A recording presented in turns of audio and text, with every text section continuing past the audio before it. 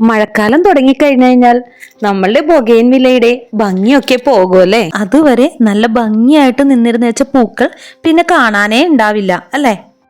പക്ഷേ അങ്ങനെ അല്ലാട്ടോ, നമ്മൾ ചെയ്യുന്ന ചെറിയ ചെറിയ മിസ്റ്റേക്കുകൾ കൊണ്ടാണ് മഴക്കാലത്തും നമ്മൾക്ക് ബൊഗെയിൻവില്ലയിൽ പൂക്കൾ ഉണ്ടാവാത്തത്. ചില കാര്യങ്ങൾ ശ്രദ്ധിച്ചാൽ വേനൽക്കാലത്ത് ഉണ്ടാവുന്ന അത്രത്തോളം ഉണ്ടാവില്ലെങ്കിലും അത്യാവശ്യം ബൊഗെയിൻവില്ലയിൽ നല്ല പോലെ പൂക്കൾ നമുക്ക് ഉണ്ടാക്കിയെടുക്കാൻ സാധിക്കും. അപ്പോ ബൊഗെയിൻവില്ലയില് പൂക്കൾ ഉണ്ടാവാനായിട്ടുള്ള 5 രഹസ്യങ്ങൾ ഞാൻ പറഞ്ഞു തരട്ടെ. എങ്കിൽ നമുക്ക് നേരെ വീഡിയോയിലോട്ട് പോവാം. കഴിഞ്ഞ വീഡിയോയിൽ ഞാൻ കാണിച്ചിരുന്നത് മഴക്കാലത്ത് നമ്മൾ ശ്രദ്ധിക്കേണ്ട കാര്യങ്ങളാണ്. അതായത് ബൊഗെയിൻവില്ല ആയിക്കോട്ടെ, ഏത് ചെടി ആയിക്കോട്ടെ, മഴക്കാലത്ത് നമ്മൾ ശ്രദ്ധിക്കേണ്ട കുറച്ച് കാര്യങ്ങളായിരുന്നു ഞാൻ കഴിഞ്ഞ വീഡിയോയിലൂടെ പങ്കുവച്ചത്. ഇന്നിപ്പോൾ മഴക്കാലത്തും നമുക്ക് ബൊഗെയിൻവില്ലയിൽ പൂക്കൾ ഉണ്ടാവാനുള്ള കാര്യങ്ങളാണ് ഞാൻ പറയുന്നത്. ആദ്യം തന്നെ നമ്മൾ മനസ്സിലാക്കേണ്ടത്, എന്തുകൊണ്ടാണ് ഈ മഴക്കാലത്ത് ബൊഗെയിൻവില്ലയിൽ പൂക്കൾ കുറയുന്നത്? കാരണം മഴവെള്ളത്തിലൂടെ നമ്മളുടെ ചെടികൾക്ക് കിട്ടുന്നത് നൈട്രജൻ ആണ്. നൈട്രജൻ എന്തിനു വേണ്ടിയുള്ളതാണ്? നമ്മളുടെ ചെടിയുടെ ഇലകൾ വളരാൻ വേണ്ടിയുള്ളതാണ് നൈട്രജൻ. അപ്പോൾ നമ്മളുടെ ചെടികൾ എന്താ ചെയ്യുക? പൂക്കൾ ഉണ്ടാക്കുന്നത് കുറച്ചിട്ട് ചെടികളുടെ ഇലകൾ മാത്രമായിരിക്കും ഉണ്ടാകുക. പൊട്ടാസ്യം കൂടുതൽ കിട്ടിയാലാണ് നമ്മളുടെ ചെടികളിൽ പൂക്കൾ ഉണ്ടാവുക. നൈട്രജൻ ആണ് കൂടുതൽ കിട്ടുന്നെങ്കിലോ ഇലകളോ ഉണ്ടാക്കും. അതാണ് മഴക്കാലത്ത് നമുക്ക് ഇലകൾ കൂടുതലും പൂക്കൾ കുറവും കിട്ടിക്കൊണ്ടിരിക്കുന്നത്. അങ്ങനെ വരുമ്പോൾ നമ്മൾ എന്താ ചെയ്യണ്ടേ? പൊട്ടാസ്യം കൂടിയ വളങ്ങൾ കൊടുക്കുക. അപ്പോൾ നമുക്ക് ഒരു പരിധി വരെ പൂക്കൾ ഉണ്ടാക്കാനായിട്ട് സാധിക്കും. ഇതിൽ ഒന്നാമത്തെ കാര്യം എന്താന്ന് വെച്ച് കഴിഞ്ഞാൽ, നമ്മളുടെ ചെടിച്ചട്ടിയുടെ സൈഡൊക്കെ നന്നായിട്ടൊന്ന് ഇളക്കി കൊടുക്കുക. ഇത് മഴക്കാലത്ത് വെള്ളം ഒഴുകിപ്പോകുന്നതിന് മാത്രമല്ല കേട്ടോ, വേറൊരു കാര്യം കൂടി ഇതിലുണ്ട്. അതായത് നമ്മളിങ്ങനെ ഇളക്കുമ്പോൾ ഈ ബൊഗെയിൻവില്ലയുടെ വേരുകൾ കട്ടി കൂടിയ വേരുകളും ഉണ്ട്, കട്ടി കുറഞ്ഞ വേരുകളും ഉണ്ട്. അങ്ങനെ വേരുകൾ പൊട്ടാൻ സാധ്യതയുണ്ട്. അങ്ങനെ വരുമ്പോൾ നമ്മൾ എന്താ ചെയ്യാം? അയ്യോ, വേര് പൊട്ടിപ്പോയല്ലോ, അപ്പൊ ഇനിയിപ്പോ ബൊഗെയിൻവില്ല ഉണങ്ങിപ്പോവും എന്ന് വിചാരിക്കരുത് കേട്ടോ. കാരണം ഈ വേരുകൾ പൊട്ടുന്നതിനെ നമ്മൾ റൂട്ട് പ്രൂണിങ് എന്നാണ് പറയുന്നത്. അതായത് നമ്മളുടെ ചെടിക്ക് ചെറിയൊരു ഷോക്ക് കിട്ടുന്നുണ്ട് ഈ ഒരു വേര് പൊട്ടലിലൂടെ. അങ്ങനെ വേര് പൊട്ടുമ്പോൾ നമ്മളുടെ ചെടി എന്താ ചെയ്യുക? പൊട്ടിയ വേരിൽ നിന്നും പുതിയ വേരുകൾ മുളപൊട്ടി വളരും. അങ്ങനെ വരുമ്പോൾ നമ്മളുടെ ചെടിക്കും പൂവിടേണ്ടതായിട്ട് വരും. ഈ ചട്ടിയിൽ ബൊഗെയിൻവില്ലയുടെ ഒപ്പം തന്നെ വേറൊരു ചെടി കൂടി നിൽക്കുന്നുണ്ട് കേട്ടോ. ഇത് നാരകമാണോ ഓറഞ്ച് ആണോ എന്ന് എനിക്കറിയില്ല. എപ്പോഴോ അങ്ങനെ മുളച്ചു നിന്നാണ്. എനിക്ക് അതിൻ്റെ സ്മെല്ല് ഇഷ്ടമുള്ളതുകൊണ്ട് ഞാൻ അങ്ങനെ തന്നെ നിർത്തിയിരിക്കുന്നതാണ് കേട്ടോ. നമ്മളുടെ ചെടിയിലെ വേരിൽ നിന്നും പുതിയ വേരുകൾ പൊട്ടിമുളക്കുന്നതായിട്ട് പറഞ്ഞല്ലോ. ഈ പുതിയതായിട്ട് വരുന്ന വേരുകൾക്ക് നമ്മൾ ഇട്ട് കൊടുക്കുന്ന വളം പെട്ടെന്ന് വലിച്ചെടുക്കാനുള്ള കഴിവുണ്ട്. അതുകൊണ്ട് തന്നെ ചെറുതായിട്ട് വേര് പൊട്ടിയാലൊന്നും പേടിക്കണ്ട കേട്ടോ. കാരണം പുതിയ പുതിയ പൂക്കൾ നമുക്ക് വേഗം തന്നെ ഉണ്ടാകും. അപ്പോൾ അതിൻ്റെ ഒപ്പം തന്നെ ഈ വെള്ളം നന്നായിട്ട് ഒഴുകി പോകുന്നുണ്ടോ എന്നുള്ളതും കൂടി ഒന്ന് ചെക്ക് ചെയ്തേക്കണം കേട്ടോ. അല്ലാന്നുണ്ടെങ്കിൽ നമ്മളുടെ വേരൊക്കെ ചീഞ്ഞു പോകും. മഴക്കാലത്ത് പൂക്കൾ ഉണ്ടാവുമെങ്കിലും അതിൽ കൂടുതൽ വെള്ളം തട്ടാതെ നമ്മൾ ശ്രദ്ധിക്കണം കേട്ടോ. കാരണം വെള്ളം കൂടുതൽ തട്ടിക്കഴിഞ്ഞാൽ നമ്മളുടെ പൂക്കൾ പെട്ടെന്ന് ചീത്തയായി പോകാനുള്ള സാധ്യതയുണ്ട്. അത് നിൽക്കുന്ന അത്രയും നാള് നിൽക്കില്ല. അപ്പൊ അതുകൊണ്ട് തന്നെ നല്ല മഴയത്തൊക്കെ ആണെങ്കിൽ ചെടിച്ചട്ടി ഒന്ന് മാറ്റി നിർത്താനും കൂടി ഒന്ന് ശ്രദ്ധിച്ചേക്കണേ. അമിതമായി മഴ പെയ്യുന്നത് കൊണ്ട് മണ്ണില് അസിഡിറ്റി കൂടാൻ സാധ്യതയുണ്ട്. അങ്ങനെ അസിഡിറ്റി കൂടുന്നത് കൊണ്ട് തന്നെ ചെടിയുടെ ചുവട്ടിൽ ചെറുതായിട്ടൊക്കെ ഒന്ന് കുമ്മായം ഇട്ടുകൊടുത്താൽ നല്ലതാണ് കേട്ടോ. അങ്ങനെയാണെങ്കിൽ അസിഡിറ്റി നിയന്ത്രിക്കാനും അതേപോലെ നമ്മൾ ചേർത്ത് കൊടുക്കുന്ന വളങ്ങൾ വലിച്ചെടുക്കാനും പെട്ടെന്ന് തന്നെ സഹായിക്കോട്ടോ. ഇനി അടുത്തൊരു കാര്യമാണ് ചെടിയുടെ ഇലനുള്ളൽ. ഇതാ നോക്കിയേ, ഇതേപോലെ കുറച്ച് പഴകിയ ഇലകൾ നുള്ളിക്കളയുന്നത് വളരെ നല്ലതാണ് കേട്ടോ. മഴക്കാലത്ത് നമ്മൾക്കറിയാലോ, പൂക്കളെക്കാളും കൂടുതൽ എപ്പോഴും ഇലകളാണ് ഉണ്ടാവുക. അപ്പോൾ അത്യാവശ്യം പഴകിയ ഇതേപോലെയുള്ള ഇലകൾ നമ്മൾ നുള്ളിക്കളയുകയാണെങ്കിൽ ചെടി പെട്ടെന്ന് തന്നെ പൂക്കൾ ഉണ്ടാക്കാനുള്ള ഒരു ടെൻഡൻസി ഉണ്ടാക്കുന്നതായിട്ട് കാണാം. നമ്മൾ എപ്പോഴും അത്യാവശ്യം മൂത്ത ഇലകളാണ് കേട്ടോ കളയേണ്ടത്, കിളുന്ത ഇലകളല്ല. അപ്പോൾ മഴക്കാലത്ത് ഇലയുടെ ഗ്രോത്തിനായിട്ട് പോകുന്ന ചെടി തീർച്ചയായിട്ടും നമ്മളുടെ പൂമുട്ടുകൾ കൂടുതൽ ഉൽപ്പാദിപ്പിക്കാനായിട്ട് ശ്രമിക്കുന്നതാണ്. അപ്പോൾ അതിനു വേണ്ടിയിട്ടാണ് നമ്മളിങ്ങനെ ഇലകൾ നുള്ളിക്കളയുന്നത്. പഴയ വലിയ ഇലകൾക്ക് ഊർജം കൂടുതൽ ആവശ്യമുണ്ട്.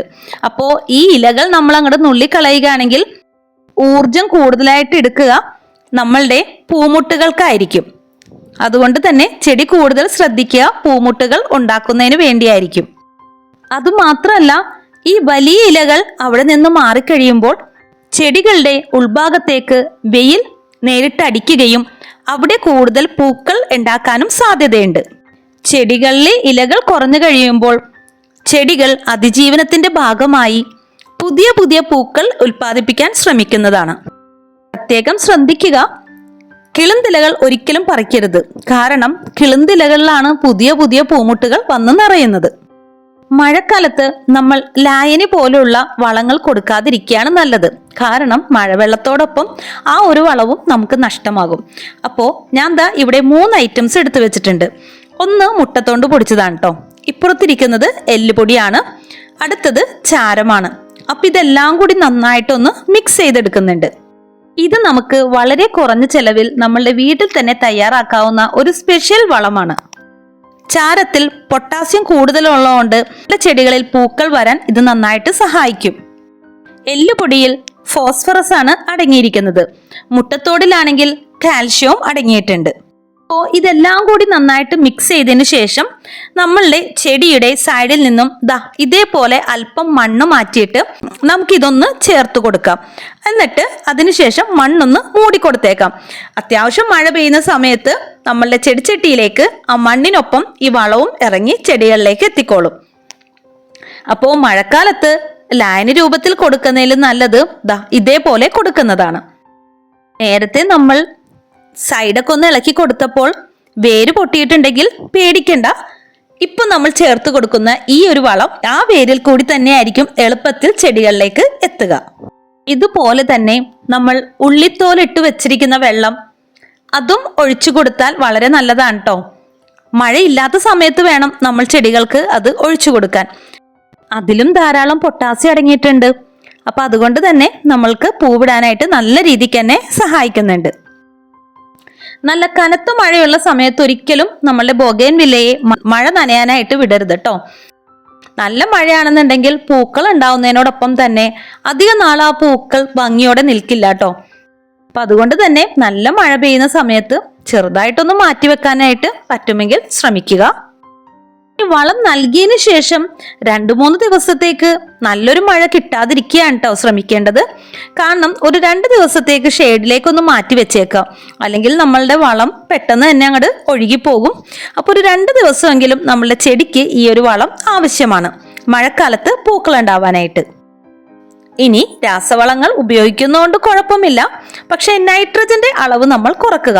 നൈട്രജൻ എപ്പോഴും ഇലകളുടെ ഗ്രോത്തിനാണല്ലോ ഉപയോഗിക്കുന്നത്. അപ്പോൾ പൊട്ടാഷ് അടങ്ങിയ വളങ്ങൾ കൂടുതൽ ഒഴിക്കാനായിട്ട് ശ്രമിക്കുക. അതും വളരെ കുറച്ച് മാത്രം. മഴക്കാലത്ത് നമ്മൾ രാസവളത്തേക്കാൾ കൂടുതൽ എപ്പോഴും ജൈവവളം കൊടുക്കുന്നതാണ് കേട്ടോ നല്ലത്. ചാണകപ്പൊടിയൊന്നും ഈ ഒരു ടൈമിൽ നമ്മൾ കൊടുക്കേണ്ട ആവശ്യമില്ല. കാരണം ചാണകപ്പൊടി കൂടുതൽ കൊടുത്തു കഴിഞ്ഞാൽ നമ്മുടെ ഇലകൾക്കാണ് ഗ്രോത്ത് കൂടുതൽ ഉണ്ടാവുക. സാധാരണ രീതിയിൽ മഴക്കാലത്ത് നമ്മൾ നൈട്രജൻ അടങ്ങിയ വളങ്ങളാണ് കൊടുക്കാറ്. കാരണം ആ ഒരു ടൈം എന്ന് പറയുന്നത് ബൊഗെയിൻവില്ലയുടെ റെസ്റ്റിംഗ് ടൈമാണ്. ഞാൻ ചെയ്യുന്ന രീതി എന്ന് വെച്ച് കഴിഞ്ഞാൽ 6 മാസം പൂവിടാനായിട്ട് ശ്രമിക്കുമ്പോൾ 6 മാസം ചെടിയുടെ ഗ്രോത്തിനാണ് ശ്രമിക്കുന്നത്.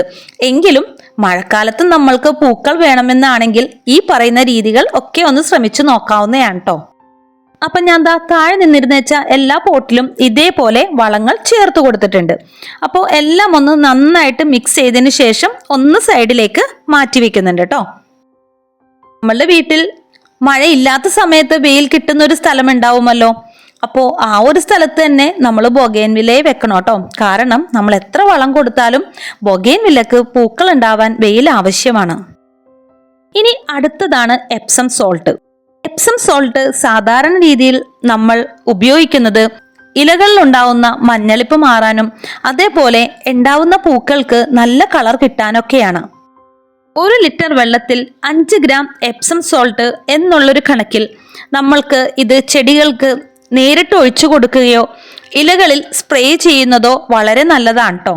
നമ്മൾ കൊടുക്കുന്ന വളത്തിനോടൊപ്പം തന്നെ ഈ ഒരു എപ്സം സോൾട്ട് നമ്മൾ ചെടികൾക്ക് ഒഴിച്ചു കൊടുക്കുകയാണെങ്കിൽ നമ്മൾ ചേർത്ത് കൊടുത്ത വളം പെട്ടെന്ന് തന്നെ ചെടികൾക്ക് വലിച്ചെടുക്കാൻ ഈ ഒരു മഗ്നീഷ്യം സൾഫേറ്റ് അഥവാ എപ്സം സോൾട്ട് സഹായിക്കുന്നതാണ് കേട്ടോ. ചെടികളിൽ ഒഴിച്ചു കൊടുക്കുകയോ ചെടികളിൽ സ്പ്രേ ചെയ്ത് കൊടുത്താലും വളരെ നല്ലതാണ് കേട്ടോ. മഴ മാറി നിൽക്കെ വെയിലുള്ള സമയത്ത് മാത്രം നമ്മളിത് അപ്ലൈ ചെയ്താൽ മതി.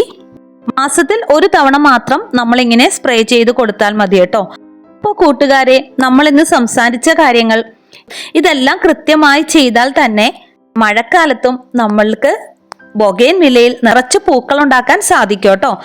ഒരു കാര്യം പ്രത്യേകം ശ്രദ്ധിക്കുക, വേനൽക്കാലത്ത് ഉണ്ടാവുന്ന അത്രയും പൂക്കൾ നമുക്ക് മഴക്കാലത്ത് കിട്ടില്ല.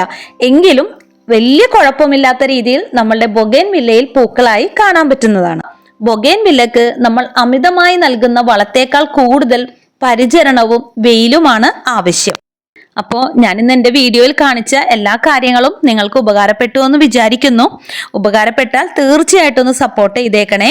വീഡിയോ ഇഷ്ടപ്പെട്ടാൽ ലൈക്ക് ചെയ്യാനും ഷെയർ ചെയ്യാനും കമൻറ്റ് ചെയ്യാനും മറന്നു പോകല്ലേ. എന്തെങ്കിലും സംശയങ്ങളുണ്ടെങ്കിൽ കമൻറ്റ് ബോക്സിൽ ചോദിക്കാവുന്നതാണ്. അപ്പോൾ പുതിയൊരു വീഡിയോ ആയിട്ട് വരുന്നവരെ താങ്ക് യു ഫോർ വാച്ചിങ്.